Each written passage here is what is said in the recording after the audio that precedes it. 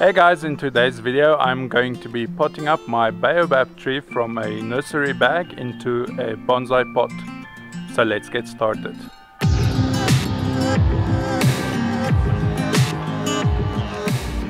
So here's my baobab tree.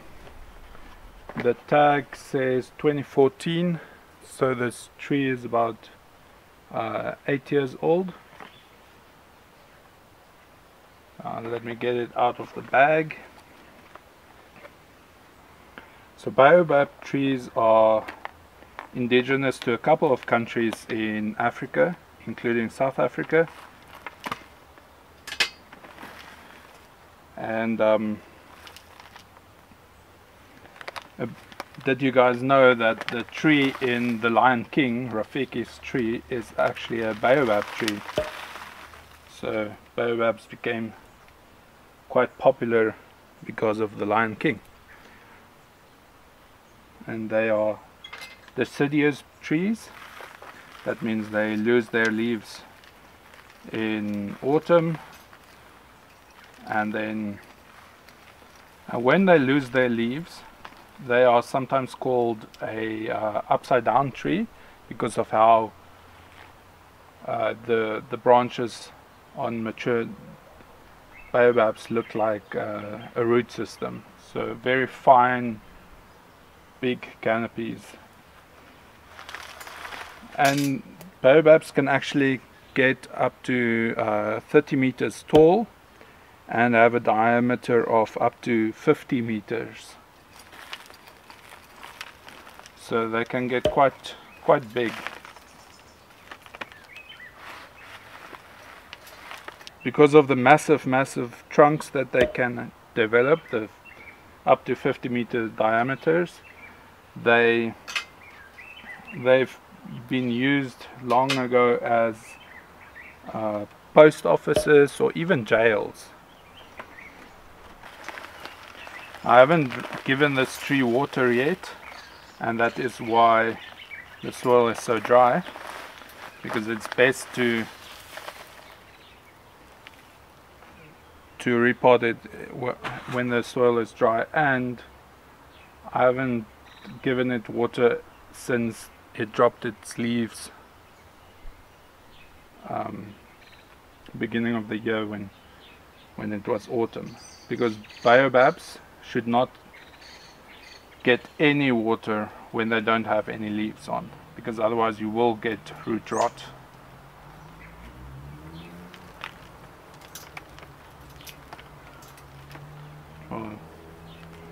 Quite a big bulbous thing over here. Wonder if I may take it off.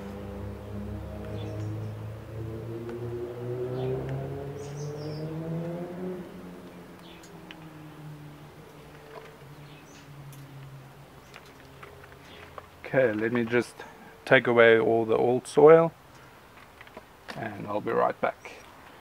Okay, I'm just gonna give the roots a bit of a spray, even though they're very dry, just because it is getting leaves, or the leaves are really starting to push out and grow.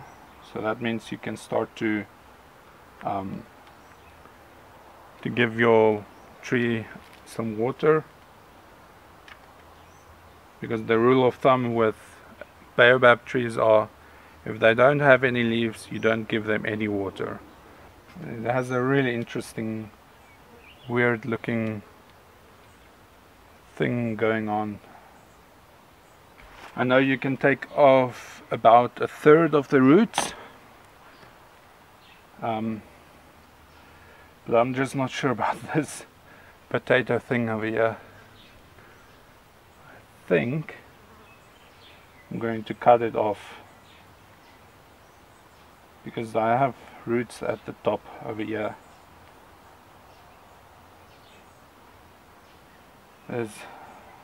These bunch of roots are coming off from this bottom thing. Unless I just take off this little tiny piece for now. Let me do that first. I don't know how hard the roots are, so just gonna use this. The roots are very soft.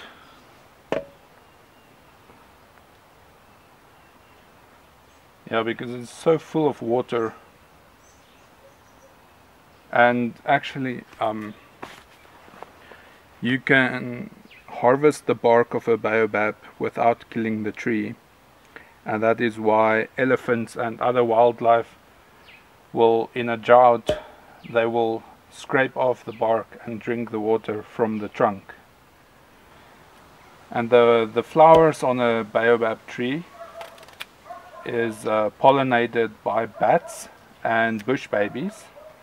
And no, bush babies are not babies that live in the bush. They are small monkey-like creatures. And the flowers also only bloom for one night. So in one night, bats and bush babies will pollinate the flowers on a baobab tree. And also people used to make ropes out of the bark that they harvested.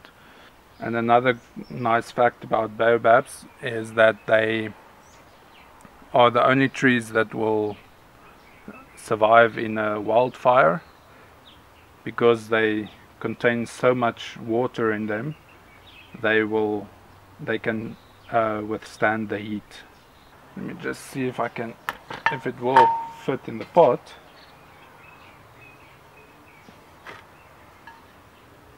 Now I think I'm gonna take off this whole bulbous thing. Doing some drastic stuff, but I think it will survive. Fingers crossed.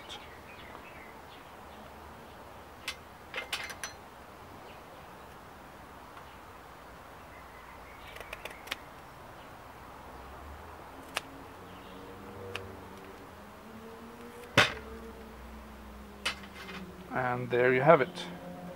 A big potato thing. It took off some roots, but I do have roots left here, so won't do anything on the roots at the moment. I can take off this piece as well.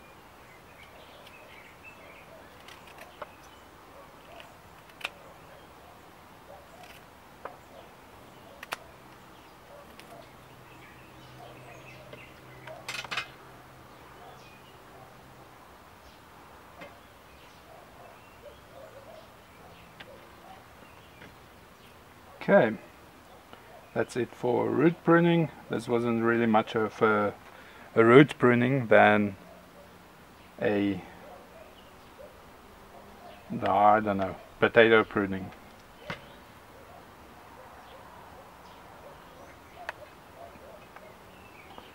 Let me clean this up and then we'll start with planting it.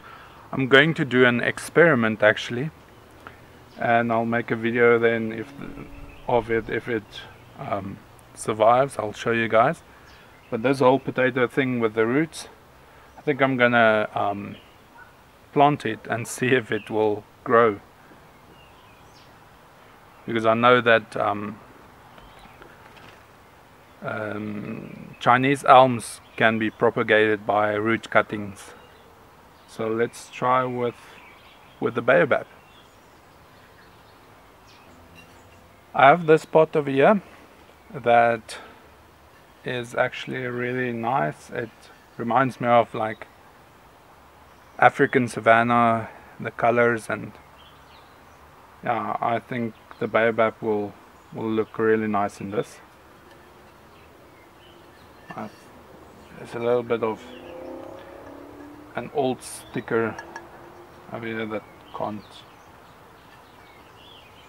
get off. There's a chip over there, but I think this is the front of the pot.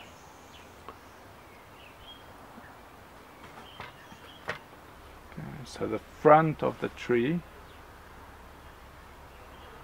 and then we have a look at it.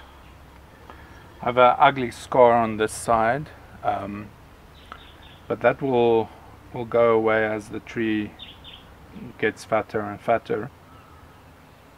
But for now, I think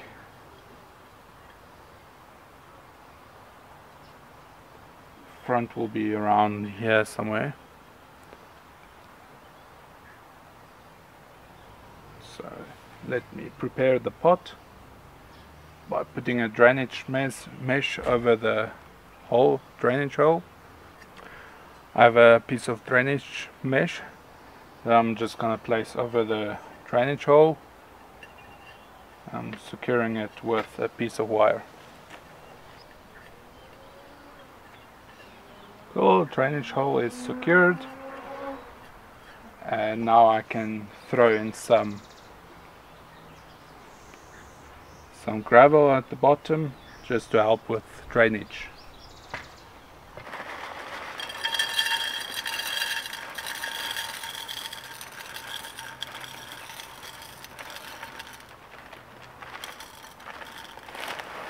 Just a thin layer, just covering the drainage mesh and the bottom.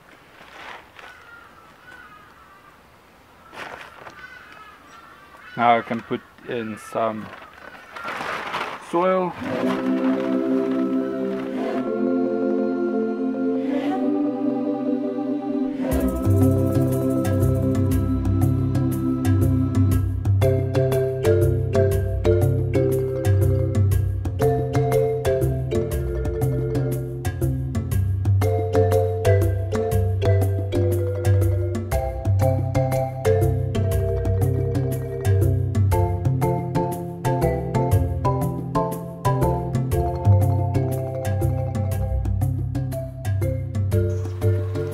It's a bit difficult to see it on video usually, but when people do the taking out the air pockets or working in the soil with a chopstick, it sometimes amazes me how much the soil level actually drops. Then you have to put in more soil. So it's a crucial step to work in the soil into the roots. Now that it's potted, let's go and have a look at the branches and see if we need to trim some of them. Here's a close-up of the branches. Now we can see what we can trim. So the young leaves on a baobab are edible, and the pulp of the fruit is full of nutrients and antioxidants, and the hard outer shell of the fruit is waterproof. So tribes used to use it as mugs and bowls and things because it's waterproof. So the whole tree is actually used, and that's why they call it sometimes the tree of life as well, because it's a big baobab tree has a whole ecosystem of itself on it and inside it. But for this tree, I'm just gonna reduce the height. I'm not gonna do too much. So for instance, this, I'm just gonna cut it back and leaving a little bit for dieback, and then at the back over here, I have a leaf over here. Can take it back even more, but I'm not sure. There's actually a nice piece over here, so I can take back this whole one over here. That's it for now. I know these are a bit long on the sides, but I'm just gonna give it some time to grow. And baobabs can be propagated by using cuttings. So I'll use these, plant these cuttings and see what's going to happen. Last step, I'm just going to put on some topsoil decoration. I'm going to use the gravel that I used at the bottom for the bottom layer. Cool, now the tree is planted, topsoil decoration is on. Only thing missing is a little Rafiki, but I'll get one of those. I'll be on the lookout for one of those, and then I can put the Rafiki as part of this collection. Let me spin the tree around so you can see it from all angles. So this is the front of the tree, going to the right of the tree, going to the back,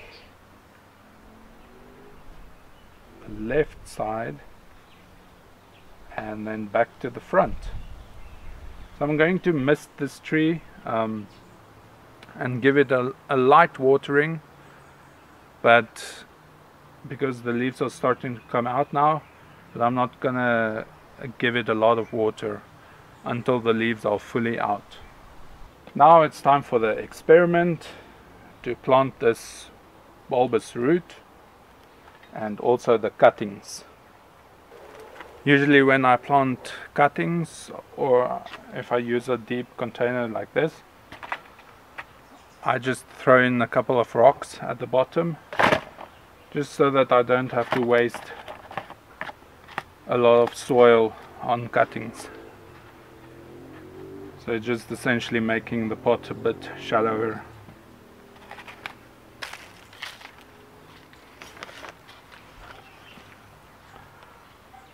Let me see, just gonna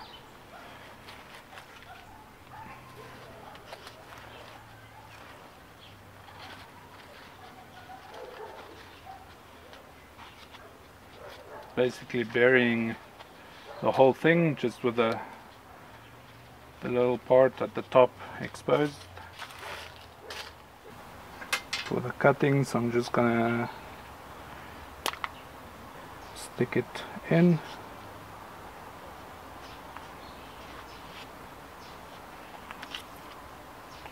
And this one I'm just gonna separate as well.